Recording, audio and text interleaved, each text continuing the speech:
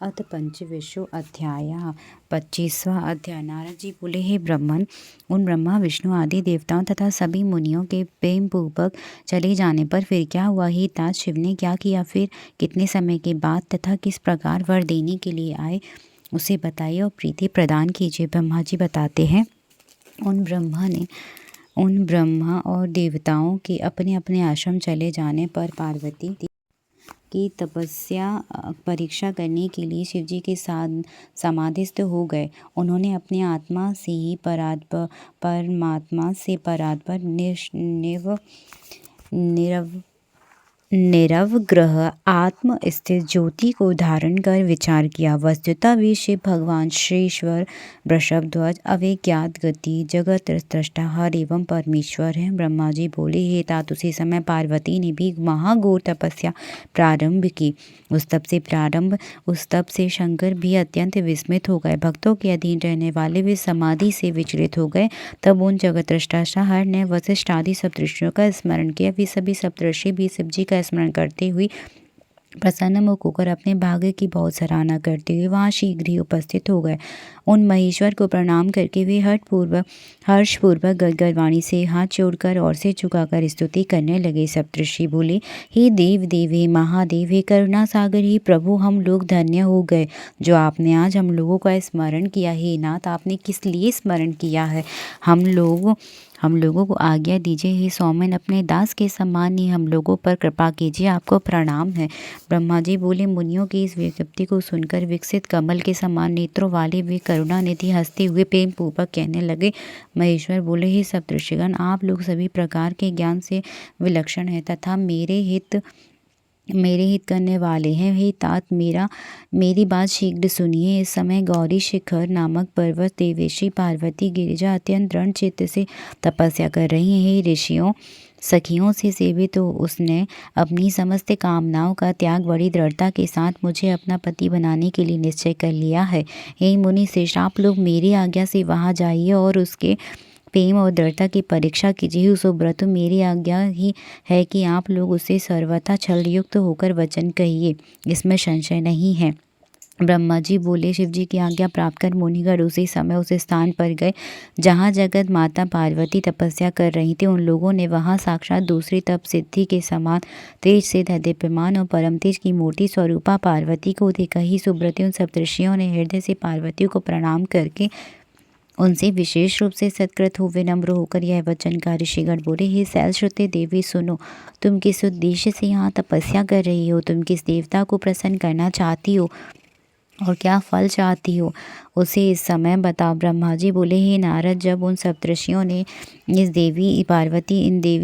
इस प्रकार देवी पार्वती से कहा, तब वे सत्य और अत्यंत गोपनीय वचन उनके सामने कहने लगी। पार्वती बोली, हे मुनीश्वरों, मैंने अपनी बुद्धि से जो विचार किया उसे आपके सामने प्रकट करती हूँ। आप लोग प्रेमपूर्वक मेरी बात सुने।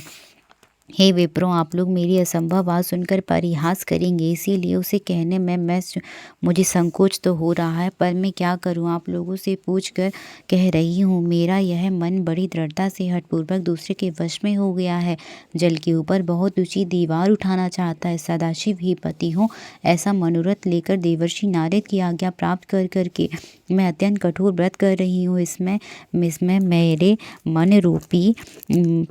मन रूपी पक्षी को यद्यपि पंख नहीं है, फिर भी वह हठपूर्वक आकाश में उड़ना चाहता है। करुणा सागर स्वामी शंकर मेरी इस आशा को पूर्ण करें। ब्रह्मा जी बोले, उनकी यह बात सुनकर वे मुनि गिरिजा का सम्मान करके हंसकर प्रेम पूर्वक मिथ्या उछल युक्त वचन कहने लगे। ऋषिगण बोले, ही पार्वती राजपुत्री, ही पर्वत राजपुती, बुद्धिमती होकर भी तुमने व्यर्थी अपने को पंडित मानने वाले तथा क्रूर चित्त वाले उस देवर्षि नारद का चरित्र नहीं जाना है। वह नारद तो मिथ्यावादी और दूसरों के चित्त को बुलावे में डालने वाला है। उसकी बात सुनने में सर्वथा हानि ही होती है। उस नारद के संबंध में एक सुंदर इतिहास हम लोग कह रहे हैं, उसको तुम उत्तम बुद्धि से सुनो, प्रेम पूर्वक उसे अपने हृदय में धारण करो। ब्रह्मा के पुत्र ने अपने पिता की आज्ञा से अपनी पत्नी की 10,000 प्रिय पुत्र उत्पन्न किए और उनको तपस्या से नियुक्त किया। तपस्या के लिए प्रतिज्ञा करके वे दक्ष पुत्र पश्चिम दिशा में नारायण सरोवर पर गए। नारद भी वहां पहुंच गए। नारद ने उन्हें मिथ्या उपदेश देकर विरक्त कर दिया। उनकी आज्ञा से वे पुनः अपने पिता के घर लौटकर वहीं नहीं आए। यह समाचार सुनकर दक्ष अत्यंत व्याकुल हो उठे। ब्रह्मदेव ने उन्हें धैर्य प्रदान किया। तदंतर उन्होंने पुनः 1000 पुत्र उत्पन्न किए और उन पुत्रों को भी तप कार्य में नियुक्त किया। वे भी अपने पिता की आज्ञा से वहां तप करने के लिए गए। पुनः नारद वहां पहुंच गए और उन्हें भी अपना उपदेश दिया। उसका उपदेश मानकर वे भी अपने भाइयों के मार्ग पर चलकर भिक्षावृत्ति में संलग्न हो गए। वे पुनः अपने पिता के घर नहीं आए। नारद का यह चरित्र है जो जगत में प्रसिद्ध है। ही शैलपुत्री, मनुष्यों को विरक्त करने वाले उनके अन्य चरित्र भी सुनो। पूर्व समय में एक विद्याधर था जो चित्रकेतु नाम का राजा था। उसको भी इसी नारद ने उपदेश देकर उसका घर सूना कर दिया। प्रहलाद को उपदेश देकर हिरण्यकशिपु से नाना प्रकार के दुख दिलवाए। इस प्रकार वह उल्टा उपदेश देकर दूसरों की बुद्धि फेर देता है। इस नारद ने कानों को प्रिय लगने वाली अपनी विद्या जिन जिन लोगों को सुनाई, वे शीघ्र ही प्राय अपना घर छोड़कर भिक्षा मांगने लगे। वे नारद यद्यपि देखने में बड़ी सज्जन लगते हैं, किंतु उनका मन मलिन है। हम लोग उनके साथ रहने के कारण उनका चरित्र विशेष रूप से जानते हैं।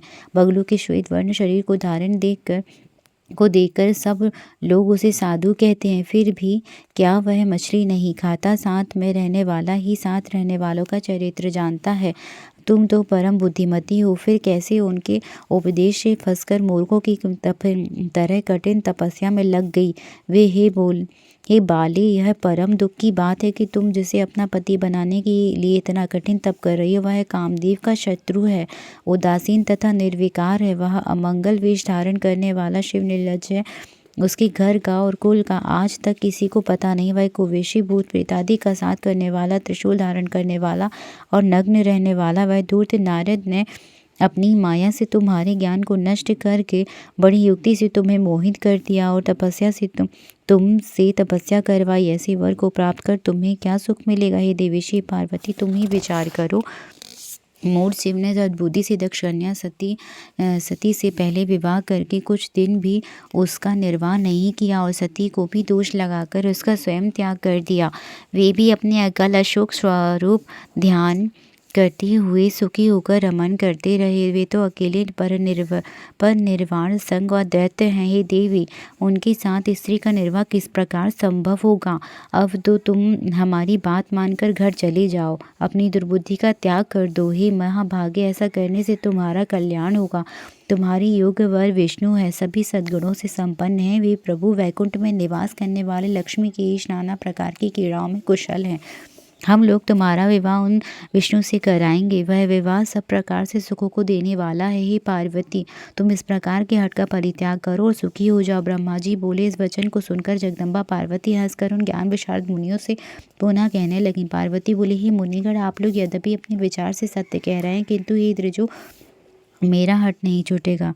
पर्वत से उत्पन्न होने के कारण मेरे शरीर में काठिन्य का एवं हट का होना स्वाभाविक है। ऐसा अपनी बुद्धि से विचार कर, हे ब्राह्मणों, मुझे तपस्या से मना मत कीजिए। मेरे लिए नारद जी का वचन सर्वथा हितकर है।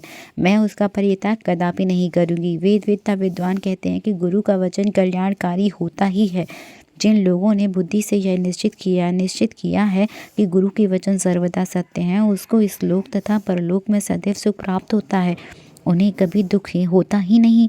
जिन लोगों के हृदय में यह विचार नहीं है कि गुरुओं का वचन सत्य होता है, उन्हें इस लोक और एवं परलोक का दुख ही है, उन्हें सुख कभी नहीं होता। ही ब्राह्मणों, गुरुओं के वचन का किसी प्रकार त्याग नहीं करना चाहिए, चाहे घर बसे अथवा उजड़े। यह हट मुझे सदा सुख देने वाला है। हे मुनि सत्तमों, आप लोगों ने जो वचन कहा है उस विषय में मैं संक्षेप में अपना विचार प्रकट करती हूँ। आप लोगों ने जो विष्णु को सर्वगुण संपन्न वैकुंठ में विहार करने वाले तथा सदाशिव को निर्गुण और निर्विकार कहा है, वह सत्य ही है। इसका कारण मैं आप लोगों को बताती हूँ। शिव परब्रह्म एवं विकार रहित हैं। वे भक्तों के लिए ही शरीर धारण करते हैं। वे प्रभु कभी भी संसारिक प्रभुता दिखाने की इच्छा नहीं करते। अतः परमानंद शंभु अवधूत स्वरूप से परमहंसों की प्रिय गति धारण करते हैं। माया से लिप्त रहने वाले को ही भूषण आदि की अभिरुचि होती है। ब्रह्मा को किसी प्रकार का कोई अभिरुचि नहीं होती। वे सदाशिव प्रभु निर्गुणज माया रहित अलक्ष्य गति विराट हैं। हे द्विजो, धर्म जाति आदि के द्वारा ही शंभु का अनुग्रह नहीं होता है। मैं तो गुरु के अनुग्रह से ही शिव को तत्वपूर्वक जानती हूँ। हे ब्राह्मण, यदि शंकर मेरे साथ विवाह नहीं करेंगे तो मैं सर्वथा विवाहित रहूंगी। यह मैं सत्य सत्य कहती हूँ। चाहे सूर्य पश्चिम दिशा से उदय हो सुमेरु चलायमान हो जाए, अग्नि शीतल हो जाए, पर्वत कमल खिलने लगे, किंतु मेरा हठ नहीं डिगेगा, यह मैं सत्य कहती हूँ। ब्रह्मा जी बोले, यह कहकर और उन मुनियों को प्रणाम करके वे पार्वती विकार रहित चित्त से शिव जी का स्मरण कर मौन हो गई। तदंतर ऋषियों ने भी पार्वती का यह निश्चय जानकर उनकी जय जयकार की और उन्हें उत्तम आशीर्वाद प्रदान किया। हे मुनि, शिवा की परीक्षा करने वाले वे मुनिगण उन देवी को प्रणाम करके प्रसन्नचित्त होकर शीघ्र ही शिव स्थान को चले गए। वे लोग वहां जाकर शिव को प्रणाम करके उस वृत्तांत का निवेदन कर उनकी आज्ञा प्राप्त करके आदर पूर्वक स्वर्गलोक को चले गए। जय जय श्री शिव महापुराणी। जय जय श्री शिव महापुराणी। अध्याय की जय हो।